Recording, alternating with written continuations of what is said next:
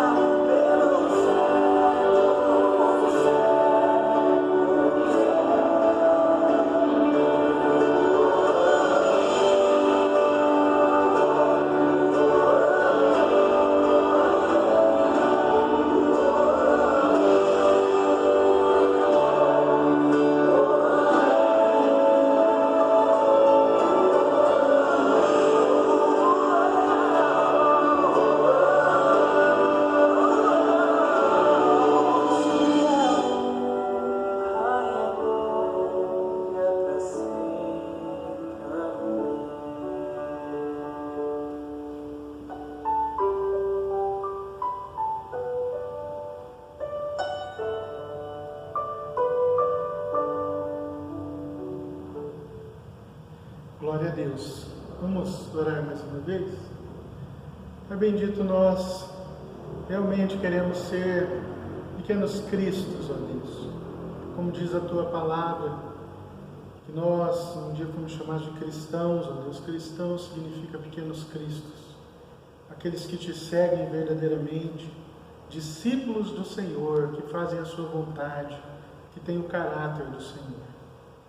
Pai, que essa seja uma noite de adoração, que seja uma noite, ó Deus, de louvor e culto ao Senhor. Por isso, Deus, também nesta noite queremos pedir ao Senhor perdão pelas nossas vidas, ó Deus, perdão pelos nossos erros, por aquilo que fizemos que desagrada ao Senhor. Ajuda-nos, Deus, a crescer na fé, a crescermos espiritualmente, a crescermos como pessoa, como ser humano, Deus, a fim de que nós façamos sempre a Sua vontade, praticando a Tua palavra. Pai, nós oramos nesta noite, agradecidos pelo Teu perdão, porque sabemos que em nome de Cristo nós estamos perdoados todas as vezes que nos colocarmos diante do Senhor com um coração contrito e realmente crendo no nosso Senhor e Salvador, porque é o sangue dele que nos cobre e nos perdoa.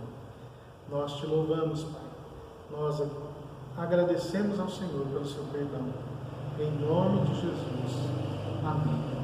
E amém. Amados, nós aqui então, de uma forma mais, não vamos nos demorar também fazer aí um vídeo de 3 horas para vocês, não é? Porque senão fica complicado. Mas, então eu quero conversar com vocês nesta noite, no texto que está no Evangelho de João, capítulo 13. João 13, nós vamos ler do versículo 1, do versículo 1 até o versículo 17, para a nossa mensagem desta noite, para a nossa meditação na Palavra de Deus.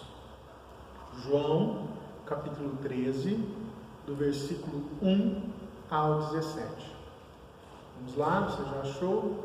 Eu não vou fazer a pergunta do amém, porque eu não vou ouvir o seu amém. Então eu vou começar a ler aqui. João, capítulo 13, a partir do versículo 1, diz assim: Um pouco antes da festa da Páscoa, sabendo Jesus que havia chegado o tempo em que deixaria este mundo e iria para o Pai, tendo amado os seus que estavam no mundo, amou-os até o fim. Estava sendo servido o jantar e o diabo já havia induzido Judas Iscariotes, filho de Simão, a trair Jesus. Jesus sabia que o Pai havia colocado todas as coisas debaixo do seu poder e que viera de Deus e estava voltando para Deus. Assim, levantou-se da mesa, tirou sua capa e colocou uma toalha em volta da cintura. Depois disso, derramou água numa bacia e começou a lavar os pés dos seus discípulos, enxugando-os com a toalha que estava em sua cintura. Chegou-se a Simão Pedro, que lhe disse: Senhor, vais lavar os meus pés? Respondeu Jesus: Você não compreende agora o que estou lhe fazendo. Mais tarde, porém, entenderá. Disse Pedro: Não, nunca lavarás meus pés. Jesus respondeu: Se eu não os lavar, você não terá parte comigo. Respondeu Simão Pedro: Então, Senhor, não apenas os meus pés, mas também as minhas mãos e a minha cabeça.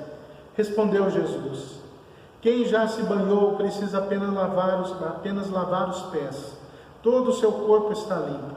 Vocês estão limpos, mas nem todos. Pois ele sabia quem iria traí-lo e por isso disse que nem todos estavam limpos. Quando terminou de lavar-lhes os pés, Jesus tornou a vestir sua capa e voltou ao seu lugar. Então lhes perguntou: Vocês entendem o que lhes fiz? Vocês me chamam mestre e senhor, e com razão, pois eu sou.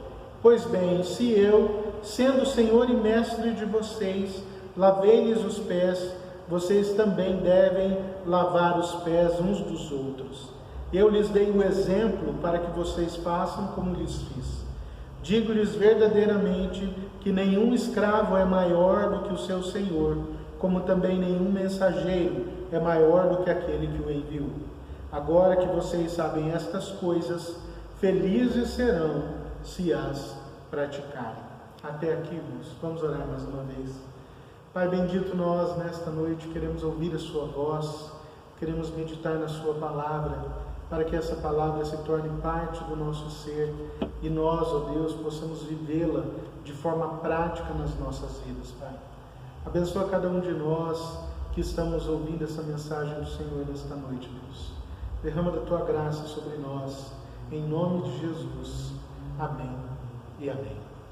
Amados, durante esses dias nós encerramos o Carnaval e agora estamos dentro de um tempo onde, independentes da Igreja Católica ou não, mas há um tempo litúrgico que nós temos dentro da nossa vida, da vida eclesiástica, e esse tempo litúrgico é chamado de Quaresma agora, um período de 40 dias, não é? 40 dias, mas que é um período para a purificação do tempo do Carnaval, do pecado do Carnaval, não é? Então há um tempo agora para a purificação e com esse propósito, né, de santificação, de limpeza espiritual, a fim de que nós estejamos preparados para a Páscoa. O fato é que nós, evangélicos, reformados, não cremos dessa forma, porque a santificação faz parte da nossa vida. A santificação é algo que cresce, é algo que avança durante toda a nossa vida, durante todo o nosso tempo como filhos de Deus, aqui sobre a terra. E isso vai durar até a nossa morte, perdão, ou até mesmo até quando Cristo voltar. Não é? E esse deve ser um desejo nosso sempre. Maranata, vem Senhor Jesus. O fato é, então, que as pessoas nesse tempo, alguns não comem carne vermelha, o preço do ovo fica muito alto, né, por causa desse problema aí da questão da carne, tudo sobe, tudo fica complicado. E agora, para complicar ainda mais, nós estamos num tempo ao qual foi estabelecido como quarentena, não de 40 dias, mas um período inicial de 15 dias, onde as pessoas devem ficar resguardadas dentro do seu lar, das suas casas, não é, por causa do Covid-19, do coronavírus. Não é? Há algo bem interessante nesse período. Então nós estamos tendo que viver um período de purificação obrigatório. Purificação das nossas preocupações com relação ao trabalho, ou não, né? Porque isso agora tem aumentado muito, essas coisas da preocupação com o trabalho, a preocupação sobre a vida financeira, como ficará, porque nós não sabemos, até mesmo dentro do nosso país nós não conseguimos compreender e entender ainda como será a questão financeira dentro do nosso país. Eu sei é que o mundo todo está vivendo esse tempo de quarentena, então, agora nesse período, todo mundo vivendo a partir disso. Há algo interessante que marca a palavra de Deus, não é, que eu acabei vendo hoje, sobre a questão de 40 dias. Há algum grupo de teólogos que entende a questão dos 40 dias, quando fazem essa questão dentro da palavra de Deus, o estudo sobre isso, vem um lado de ligação com 40 dias com relação à transformação, não é? Eles iniciam falando lá o tempo do dilúvio de 40 dias, durou 40 dias, mais à frente nós temos lá 40 anos o povo no deserto por causa do pecado, e depois 40 dias Jesus no deserto, Jesus ficou aqui 40 dias com os seus e subiu aos céus, e depois disso há algo que marca todos esses eventos de 40, que é o quê? Uma mudança muito grande, uma transformação muito grande. 40 anos no deserto, o povo chegou à terra prometida após isso, né? Houve a mudança da vida. Depois de 40 dias, as águas começam a baixar e há uma nova vida depois da destruição. Depois dos 40 dias iniciais da vida do ministério de Jesus, há o início do ministério realmente de Jesus ali, que se inicia com a mensagem do Evangelho, a mensagem transformadora do reino de Deus, a partir desses 40 dias em que Jesus passa no deserto, não é? Então, e depois desses 40 dias que Jesus ficou, depois de ressurreto, mais 10 dias chega o Pentecostes, que é o momento transformador da vida cristã, da igreja cristã, como igreja mesmo, como povo de Deus, agora numa nova visão, através da visão de Cristo para a nossa vida, do reino de Deus, a implantação do reino de Deus, a partir dali, com a descida do Espírito Santo, ou seja, uma grande mudança na nossa vida. Assim como agora, nesse período de quarentena também, haverá uma grande mudança. Nós conseguimos ver algumas mudanças já, outro dia passando que na Itália, infelizmente, diante do caos que se instaurou lá por causa do coronavírus, por causa das mortes, não é? Infelizmente, muitas pessoas morrendo, os rios de Veneza começaram a ficar limpos, porque as pessoas não estão na rua, não estão sujando mais. Há mudanças, haverão muito mais mudanças das quais nós mesmos não sabemos, ou não conseguimos ainda compreender, dentro do plano de Deus, dentro do propósito de Deus com tudo isso, daquilo que poderá acontecer depois disso. O fato é que, será que é isso que Deus requer da nossa vida através desse texto? Será que é isso que Deus requer da minha vida e da sua vida? Apenas um momento dentro de casa? Será que nós não temos nada a aprender já, agora, com a palavra de Deus? Será que Deus deseja de nós apenas um período de santificação da nossa vida? Ou Deus deseja de nós não só uma quaresma, mas uma vida de santidade por todo o tempo da nossa existência? Esse texto aqui, para mim, é uma das mais belas passagens do Evangelho, onde Jesus, em mais uma das suas conversas com os 12 que ele escolheu, ele ensina ali sobre como é ser um discípulo dele, sobre ser verdadeiramente servos, utilizando alguns elementos que às vezes a gente não dá tanta importância, mas é a jarra, a bacia e o avental. Tudo estava posto, o lugar estava preparado, os lugares à mesa, o pão, o vinho, e eles se ajuntam para comer, e antes deles começarem a comer, Jesus se afasta da mesa, vai um pouco mais ao lado e encontra ali preparado uma jarra, uma bacia e uma toalha. Essas coisas já estavam ali separadas, porque era comum que elas estivessem ali. Porque antes de uma refeição, as pessoas antes de se assentarem, né, para comerem, elas lavavam as mãos, né, se limpavam para aquele momento. Eles tinham vindo de Betânia e andavam sempre ali pelas ruas empoeiradas, né? Então ali a jarra, a bacia e o avental estavam colocados à vista de todos, porém nenhum dos 12 se prestou a fazer o serviço. Por quê? Porque esse era um serviço demasiado ruim, era um serviço complicado, não é? Imagine você ali, não é? Então se dobrando diante dos outros para lavar aqueles pés encardidos da poeira do dia, da estrada, não é? Jesus então nos ensina que aquele que quer ser servo, de verdade, ele se coloca a serviço do outro, a serviço dos outros. Imaginem a cena, Jesus se levantando e pegando a jarra, despejou o conteúdo da jarra dentro da bacia, e depois se abaixa, amarra na cintura a toalha, se abaixa e vai lavando os pés de um por um. Eles ficaram perplexos, é isso que eu imagino, eles ficaram perplexos. Como é que isso pode acontecer? Ele que é mestre, vai fazendo uma coisa dessa, é um serviço de um escravo. Então quando nós olhamos para essa cena, irmãos, nós temos que ver o contexto geral do ministério de Jesus aqui na terra. Ele veio lá dos céus de uma forma miraculosa, ele se torna homem, nasceu de uma virgem, cresceu, se desenvolveu, se tornou um homem, mas não qualquer homem, um homem perfeito, sem mácula, sem pecado nenhum, mas desde antes da criação do mundo, ele já sabia da sua missão.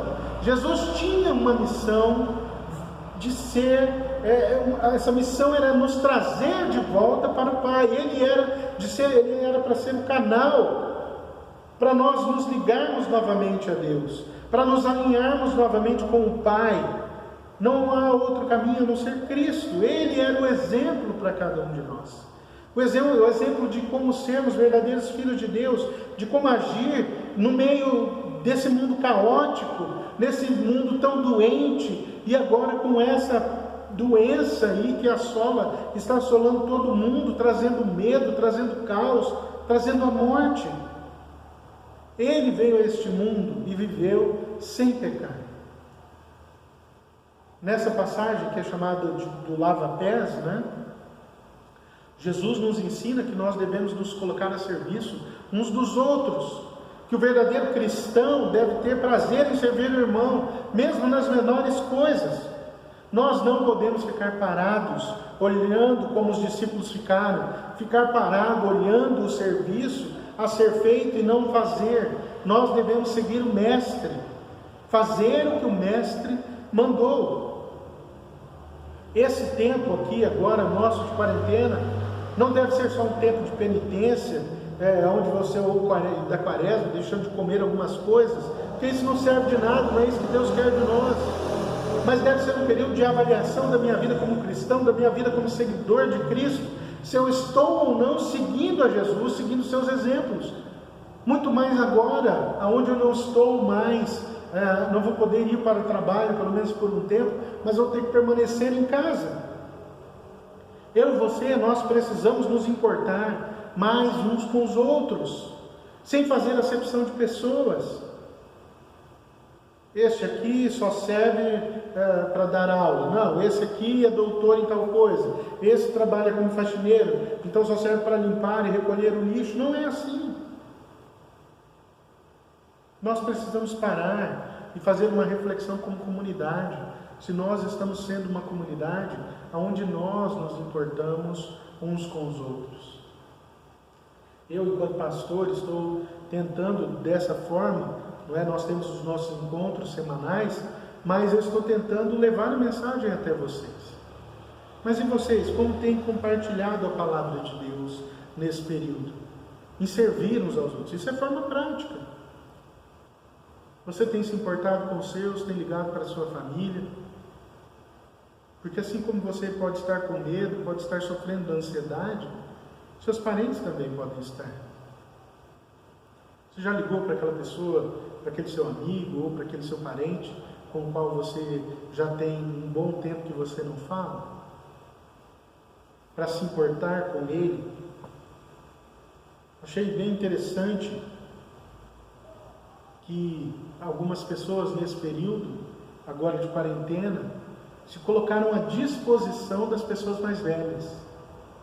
Por quê? Porque eles são um grupo de risco. Por causa da idade, né? Alguns já têm problemas já de saúde, problemas respiratórios, então não devem ficar saindo à rua, não devem ficar indo a mercados, farmácias. Muitas pessoas, principalmente jovens, se colocaram à disposição dessas pessoas para quê? Para irem fazer as suas compras, para poderem ir comprar os seus remédios, colocando em prática o que é ser cristão. Eu vi uma médica também se colocando à disposição do seu prédio para dar consultas, para tirar a dúvida, principalmente dos mais velhos que ficam aflitos, preocupados, né? E ela disse que não ia cobrar, e ela até foi cobrada pelos seus colegas de trabalho, dizendo: olha, você se formou para isso, você deveria cobrar, você não pode trabalhar de graça. E ela disse: não, esse é o momento onde eu tenho que exercer o meu chamado, aonde o juramento que eu fiz deve ser posto em prática, que é salvar vidas. Então ela disse que iria continuar daquela forma. Mas e nós, como igreja cristã, você como servo de Cristo, como é que você tem sido servo? Como é que você tem sido servo? Como é que você tem seguido os exemplos de Jesus nesse tempo agora de quarentena? Outra coisa que esse texto aqui que nós lemos nos ensina é que ser servo exige obediência. Obediência. Jesus a tudo foi fiel ao Deus Pai. Em cada ordem dada pelo Pai, ele seguiu à risca. Absolutamente nada o desviou, ou foi esquecido, ou foi feito pela metade por Cristo. Absolutamente nada. Ele cumpriu integralmente o chamado de Deus, cumpriu integralmente a sua missão aqui na terra.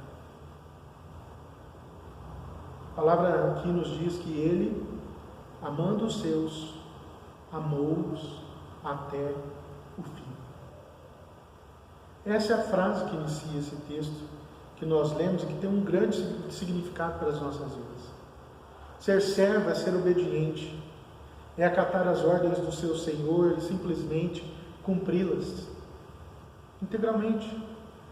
Cumpri-las em vez de ficar reclamando, dizendo que Deus não ama, em vez de ficar chorando e dizendo que Deus não gosta de você. Muitas pessoas dizem isso, mas não querem se sujeitar ao senhorio de Jesus, não querem cumprir os seus mandamentos, cumprem às vezes só o que lhes cabe, o que gostam.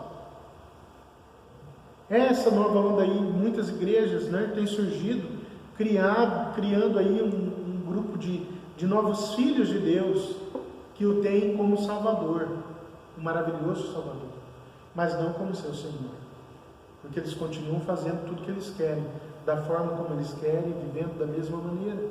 Quando nós somos chamados à santidade de vida, quando nós somos chamados a viver pautados pela vontade de Cristo nas nossas vidas, porque nós somos servos, e quem tem servo é Senhor, e se eu sou servo, eu obedeço integralmente ao meu Senhor. Ele é o meu Salvador? Sim, óbvio que é. Glórias a Deus Pai por isso, pelo plano perfeito, pela execução perfeita, cabal em Cristo Jesus, pela ação do Espírito Santo em mim. Mas eu não vivo de qualquer forma. Eu preciso entender que a liberdade, vivendo em Cristo, eu posso fazer o que eu quiser, desde que não vá contra a vontade de Deus, desde que eu não vá contra os mandamentos de Deus, desde que eu não traga mal ao meu semelhante, desde que eu não traga mal, mas que eu ame o meu próximo, ame a Deus acima de todas as coisas, e ao meu próximo como a mim mesmo. Então é algo que a gente precisa entender e se comprometer com a obra de Deus. Doar no nosso tempo, agora você não está na igreja, mas que você passe esse tempo agora pensando como você pode ser um servo melhor. Durante esse tempo agora de quarentena, que você não está na igreja, Deus, o que o Senhor deseja que eu faça na sua casa? Como o Senhor deseja que eu sirva ao Senhor na sua igreja? Se preocupar com os irmãos. Você já ligou para algum dos irmãos da igreja para saber como eles estão, ainda que seja pela mensagem do WhatsApp? Deus deseja a nossa obediência. A nossa obediência. Porque se o seu filho foi obediente em tudo, eu e você também devemos ser. Esse texto também nos mostra que ser servo exige humildade. Quando Jesus pregava às multidões, normalmente havia um grupo ali, de fariseus para falar contra o que ele dizia, ou para questionar o seu poder e dizer que as obras que ele realizava eram da parte de Satanás, não é? Mas Jesus, tirando as suas respostas, que eram bem verdadeiras, jamais foi arrogante e se aproveitou do fato dele ser o Filho de Deus para acabar com os fariseus naquele momento. Pelo contrário, como um filho obediente, ele respondia na palavra, através da palavra de Deus, como um verdadeiro mestre devia ser, até ensinando para eles como eles deveriam ser. Mas agora nessa cena, imaginem vocês o Filho de Deus lavando os pés empoeirados dos apóstolos. Sobre isso, Paulo, quando fala